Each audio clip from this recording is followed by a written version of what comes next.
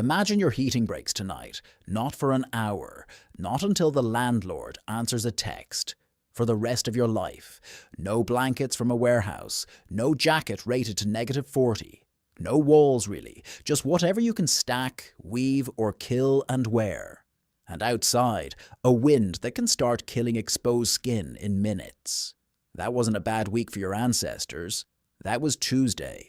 For roughly 100,000 years, through ice ages that buried entire continents under sheets of ice thick enough to bury a city. So here's the question that should actually keep you up tonight, ironically, while you're under 3 blankets with the heat quietly running in the background.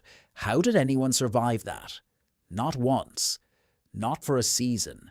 Generation after generation on landscapes so flat and treeless that the wind never even had to slow down. Let's get into it. Start with the obvious problem.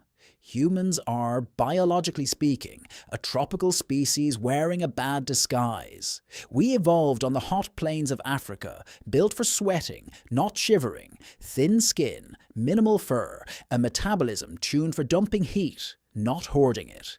Strip a person naked in an Ice Age winter, and the clock isn't measured in days.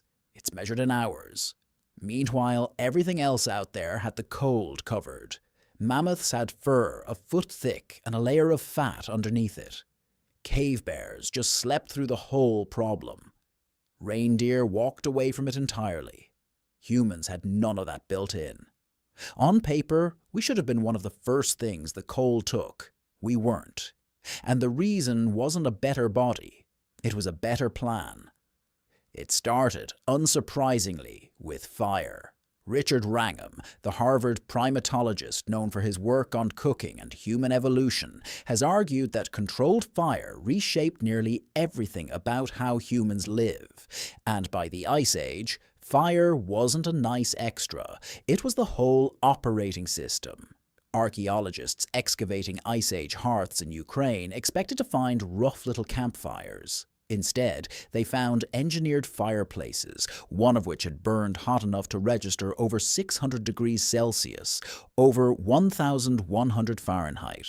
When wood ran out on the open steppe, people burned fat and bone instead, which is its own quiet horror if you think about it for too long. A fuel source that never runs out as long as something keeps dying. Fire, though, has one obvious flaw. You can't take it with you. So people did something no other cold-adapted animal on the planet has ever needed to do. They stole warmth from other animals and wore it. At first, that meant a hide thrown over the shoulders, which sounds primitive until you learn people were skinning bears for their fur in northern Europe at least 300,000 years ago. We know because the cut marks on bear paw bones sit exactly where you'd slice to peel a pelt off clean. But a draped hide leaks. Cold finds every gap. The actual breakthrough showed up around 30,000 to 40,000 years ago, and it is almost insultingly small. The sewing needle. A sliver of bone or ivory with a hole drilled through the eye. One archaeologist has called it a serious contender for the most important invention in human history. And it's hard to argue. A needle turns a blanket into a coat. Fitted sleeves. Sealed seams. Layers that actually trap air instead of leaking it. Some researchers think early Homo sapiens simply had better-fitting winter clothes than Neanderthals did, and that a needle, of all things, may have quietly tipped the scales of who made it through the Ice Age and who didn't. We even have a body that shows us how far this went. Ötzi the Iceman, roughly 5,300 years old, was found frozen in the Alps wearing a coat stitched from multiple hides, leggings, a bearskin cap, and shoes stuffed with grass for insulation. Grass. Packed into leather as thermal socks, thousands of years before anyone thought to put a price tag on the same idea. And at the Sunghir site in Russia, dated to roughly 34,000 years ago, burials were found containing thousands of ivory beads, arranged in patterns researchers believe were sewn directly onto fitted garments people were buried in. Thousands of beads, sewn onto clothes made to survive an ice age. Somewhere between, "Please don't let me freeze," and "Please notice how good I look not freezing," ancient humans invented fashion. Then there was shelter. And this is where it stops looking like survival and starts looking like engineering.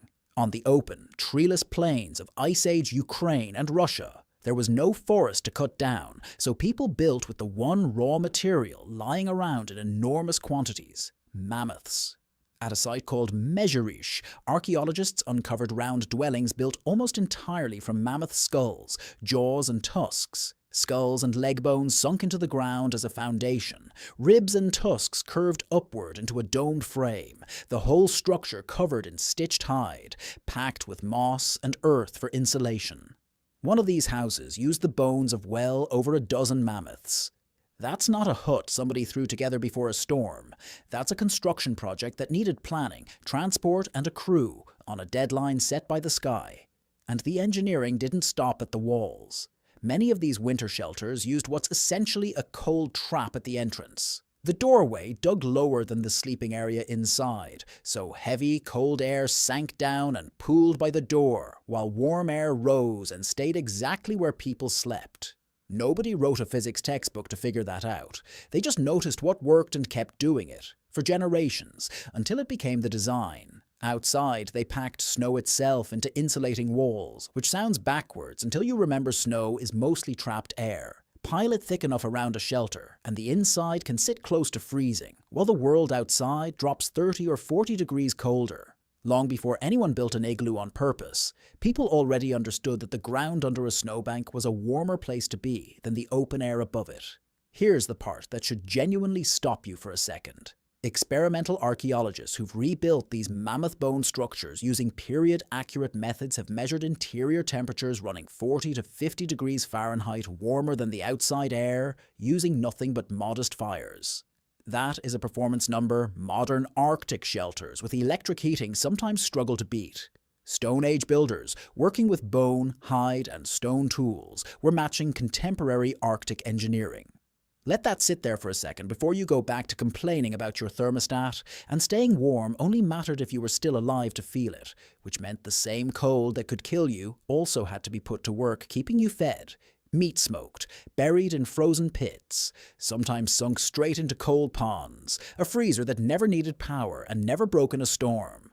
Now here's the twist, the part that complicates the neat, tough guy version of this story.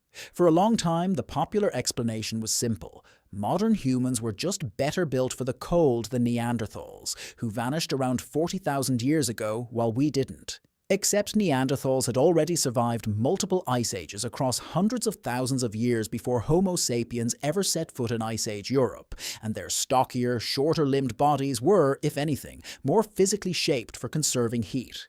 What seems to have actually mattered wasn't raw toughness. It was infrastructure. The needle, the layered clothing, wide social networks, trading materials and ideas, and probably marriage partners across huge distances, giving one group a deeper safety net exactly when local conditions turned lethal. Survival wasn't a test of who could grit their teeth hardest against the cold. It was a test of who built the best systems for not having to. And there's one theory strange enough that it's worth sitting with before we close this out. At a Spanish site called Cima de los Huesos, the Pit of Bones, researchers studying roughly 400,000-year-old remains of early human relatives found something odd in the bone growth patterns. Seasonal interruptions, cycles that stop and restart. The kind of signature you see in animals that shut their systems down and wait out the worst months rather than fight through them. Some researchers have floated the idea, still debated and far from settled, that these early humans may have slowed their bodies into something like hibernation to survive the deepest cold.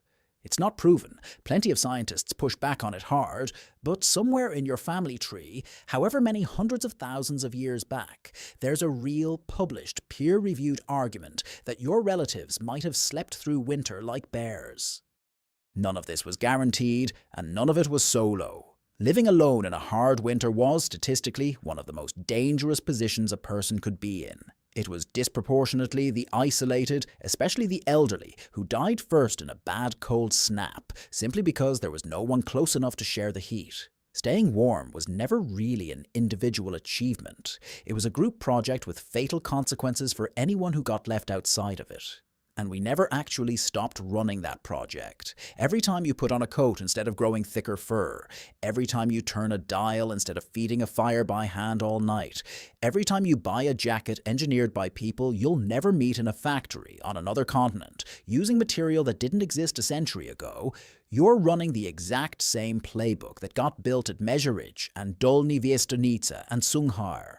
Fire, clothing, shelter, cooperation.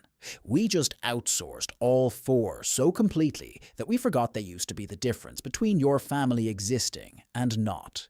Somewhere back there, a group of people sat inside a dome built from another animal's skeleton, stitched shut with a needle made from a sliver of bone, beside a fire someone had to keep alive through the entire night, while wind that could kill in minutes screamed past just outside the wall.